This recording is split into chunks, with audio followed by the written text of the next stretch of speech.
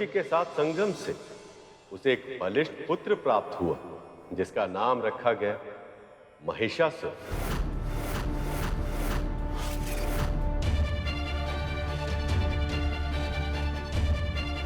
जन्म के बाद ही महिषासुर हिंसा करने लगा था। बिना किसी कारण के अपने निकट के जीव जंतुओं को सताने लगा।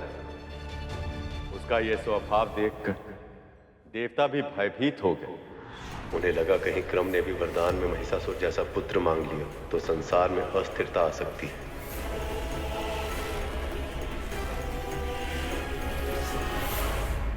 और उन्होंने क्रम की तपस्या को भंग करने का निश्चय किया। देवराज इंद्र मगरमच्छ का रूप धारण करके सरोवर में उतर गए, जहां क्रम अपनी तपस्या में लीन थी। उस मगरमच्छ के प्रभाव से क्रम की तपस्या भंग हो गई और फिर उन दोनों में युद्ध हुआ, जिस युद्ध में देवराज इंद्र ने क्रम का वध कर दिया। किंतु उसी समय रंभ अपनी पत्नी और पुत्र के साथ वहां पहुंचा और फिर क्रम, मेरे भाई, ये क्या हो गया? इतनी शीघ्र तुम मुझे छोड़कर चले गए मेरे भाई। अभी तो हमें इस सृष्टि पर मिलकर राज करना था मेरे भाई। अब जब तुम ही नहीं रहे तो इस सृष्टि का क्या लाभ?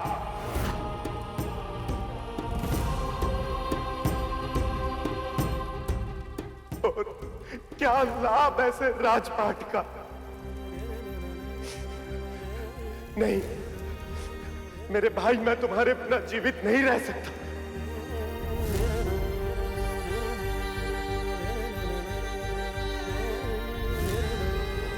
आ रहा हूं मैं। क्रम के बिना मेरा जीवन व्यर्थ है। पुत्र, अपने पिता और अपने काका की मृत्यु का प्रतिशोध अवश्य ले और स्मरण रहे कि दुष्टों ने असमय हमें मृत्यु के मुख में जाने के लिए विवश कर दिया। मैं जानती हूँ आप अपने भाई से कितना प्रेम करते थे, किंतु यदि आप हमें छोड़कर चले जाएंगे तो हमारा क्या होगा स्वामी?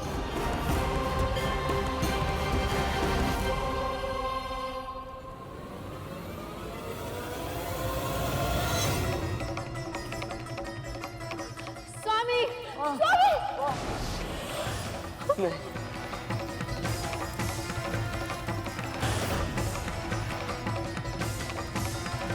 अबला नारी हूं मैं। अपने स्वामी के बिना इस संसार में जीवित रहने की कल्पना भी नहीं कर सकती मैं भी इस देह का त्याग करूंगी। नहीं माँ, पर तुझे हम सब की मृत्यु का प्रतिशोध लेना होगा। देवताओं के राजा इंद्र से उसका सिंहासन छीनकर तुझे त्रिलोक का स्वामी बनना होगा।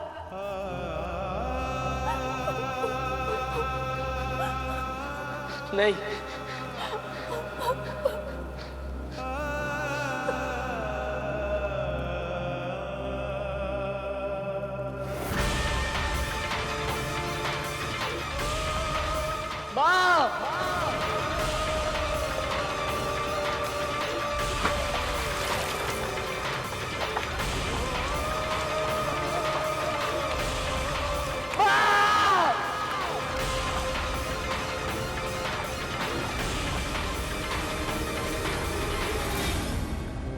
देवताओं के छल और धृष्टता के कारण असुरों ने ऐसे ही प्राण गंवाए हैं, किंतु मैं अब असुरों के साथ और अहित नहीं होने दूंगा। मैं स्वयं महिषासुर का मार्गदर्शन करूंगा। पिताजी! अपनी आंखों के सामने उस बालक ने अपने काका, पिता और मां को साथ छोड़कर यमलोक जाते हुए देखा। उसी समय उसके भीतर कुछ टूट गया और उसकी आंखों में प्रतिशोध की ज्वाला धधकने लगी।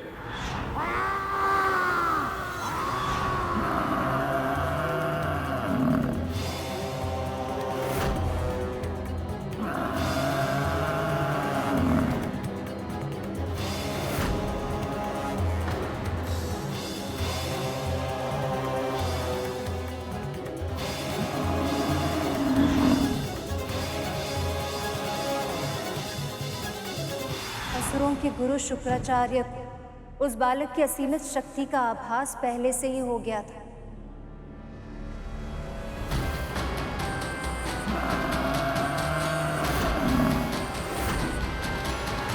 समय के साथ उनका विश्वास और भी दृढ़ हो गया कि महिषासुर देवराज इंद्र और अन्य सभी देवताओं को पराजित करके स्वर्ग पर अपना आधिपत्य स्थापित कर पाएगा। रंभ का पुत्र होने के कारण महिषासुर को जन्म से पहले ही महादेव का वरदान मिल गया था कि यदि वो सच्चे हृदय से तपस्या करेगा तो उसे अमृतत्व के समान शक्तिशाली वरदान मिलेगा।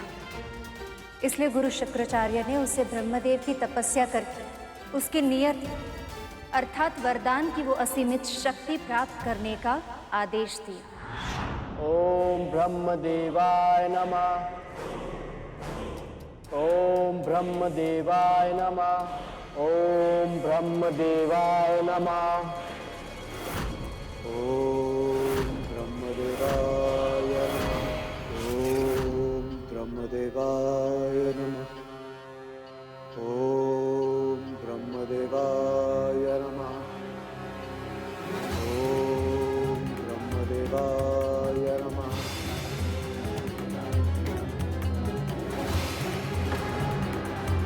इसके तपोबल में निरंतर होती वृद्धि हमारे लिए संकट का सूचक है। अब तो बस एक ही उपाय शेष है, हमें इसकी तपस्या भंग करनी होगी।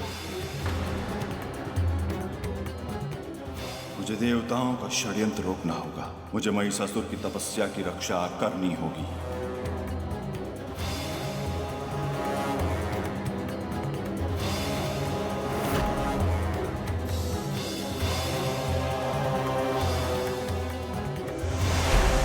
ओम ब्रह्मदेवाय नमः। ओम ब्रह्मदेवाय नमः।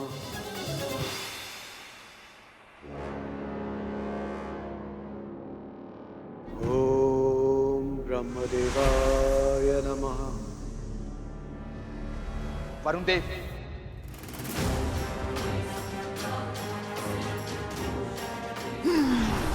ओम ब्रह्मदेवाय नमः।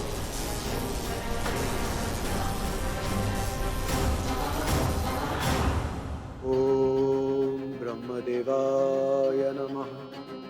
अग्निदेव,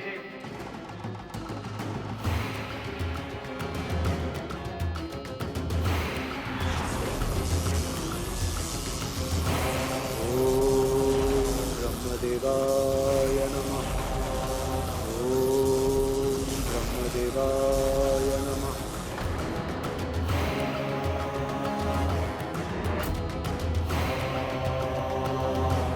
वायुदेव, कुछ भी कीजिए पर मुझे परिणाम चाहिए।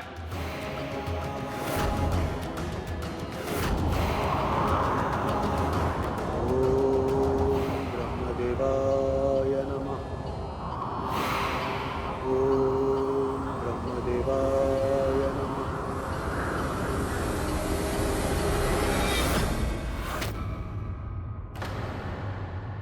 तुम देवताओं की शक्ति इतनी भी अधिक नहीं कि मेरे सुरक्षा कवच को भेद पाओ। इसकी तपस्या अवश्य पूर्ण होगी।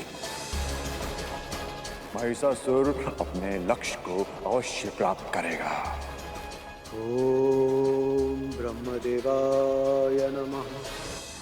एक और असुरों के गुरु शुक्राचार्य महिषासुर को अमृतत्व की ओर ले जा रहे थे, तो दूसरी ओर देवी पार्वती को आने वाले संकट का अनुभव होने लगा।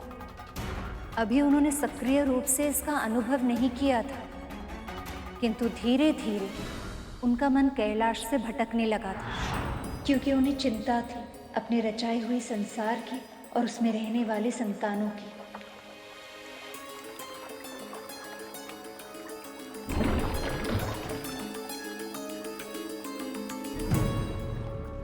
माँ, ये देखिए मैं आपके लिए क्या लाया हूँ माँ।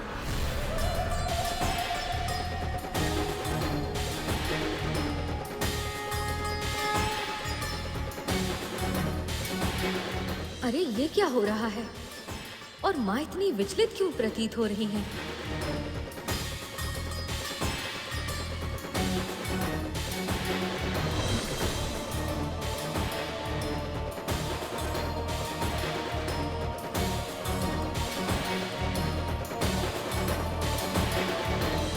अवश्य ही माँ किसी बड़ी चिंता में है।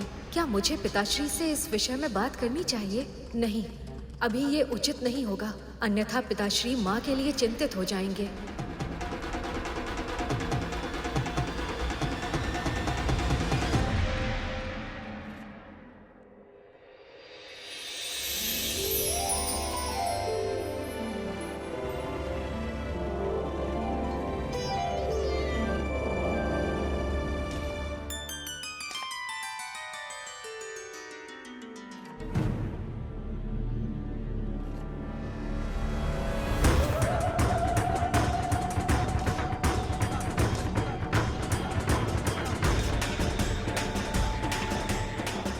नंदी जी, माँ के हाथ में तो चाकू है, लेकिन इनकी परछाई में ये इतनी बड़ी तलवार कैसे दिखाई दे रही है?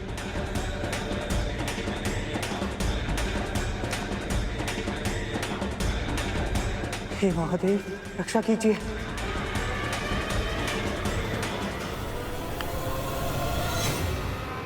क्या हुआ? गणेश जी, माँ की छाया।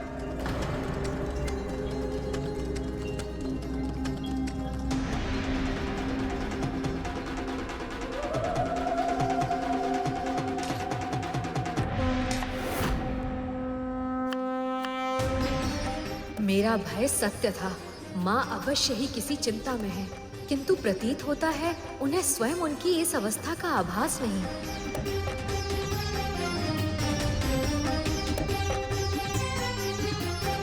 अरे, तुम तीनों को क्या हुआ? अभी भोजन बनने में समय शेष है।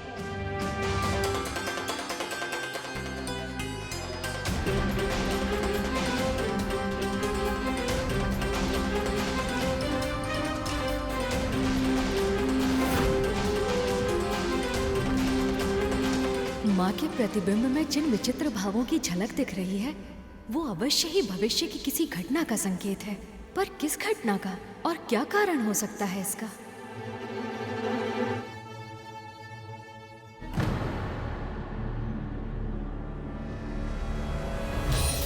अरे, इन्हें क्या हुआ? बिना कुछ बोले ही चले गए।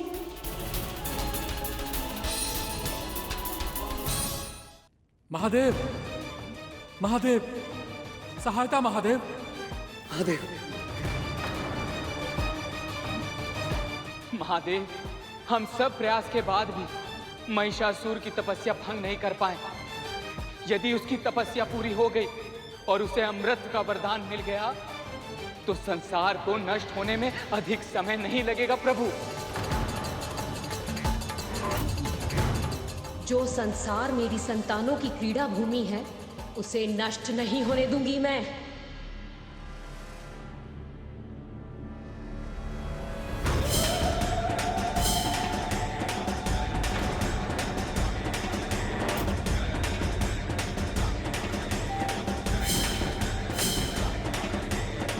पार्वती,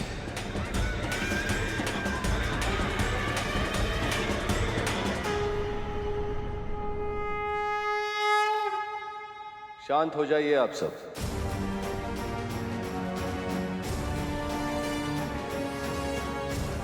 आपकी चिंता उचित है देवराज, पर महिषासुर अभी अपने गुरु की छत्र छाया में है।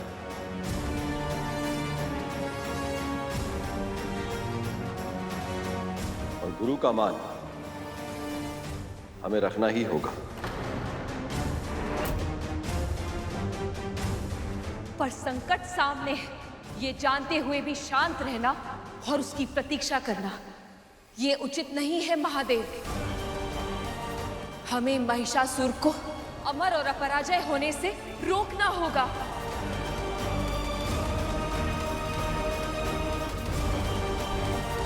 जिसने जन्म लिया है, उसे कभी ना कभी किसी ना किसी रूप में मृत्यु अवश्य घेर लेती है देवी। यही विधि का विधान है।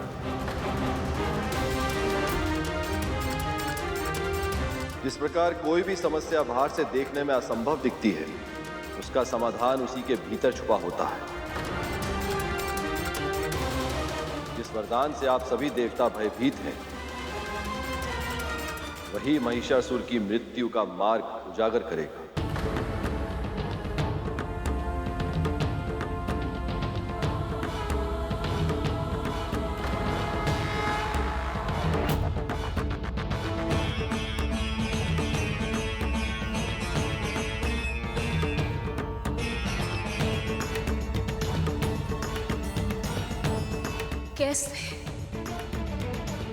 कैसे महादेव?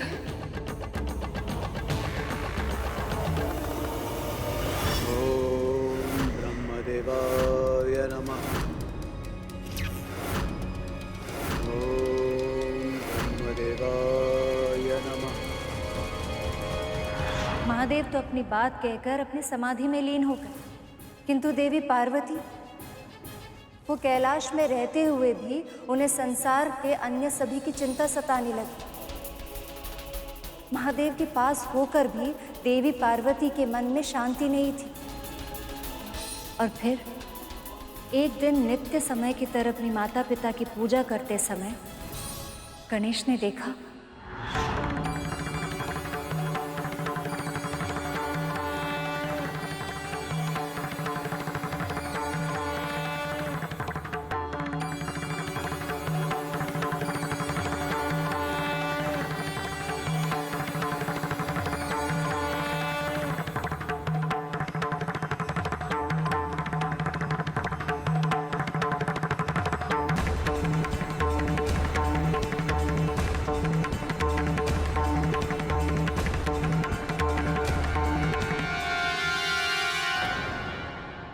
अरे ये क्या, माँ कहाँ चली गई?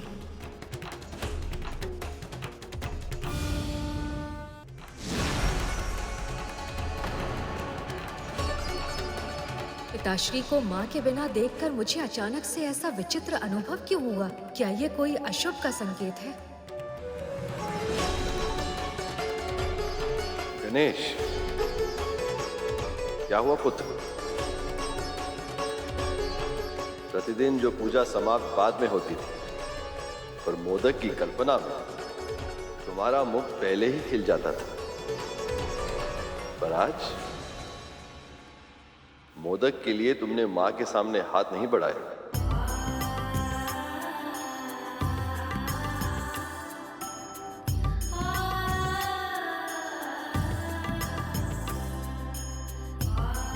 माँ, आप मुझे छोड़कर कभी नहीं जाएंगी ना?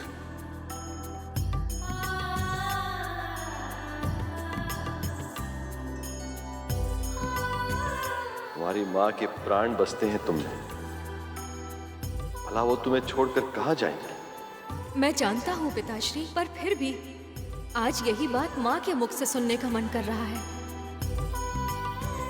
कहिए ना माँ, मुझे छोड़कर कहीं नहीं जाएंगी ना आप? कभी नहीं ना?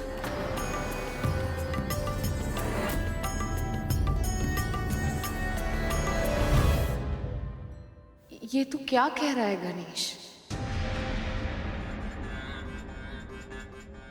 क्या हुआ देवी? आप इतनी असहज क्यों?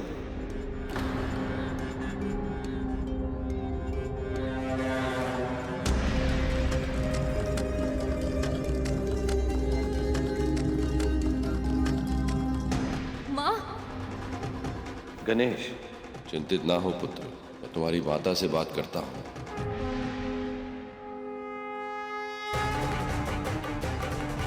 और यदि ऐसा नहीं हुआ तो मेरा भय सत्य हो जाएगा और माँ कैलाश और हमें छोड़कर चली जाएंगी। और इस बार पिताश्री माँ से विरह सह नहीं पाएंगे, कहीं संसार को विनाश का मुख न देखना पड़ जाए।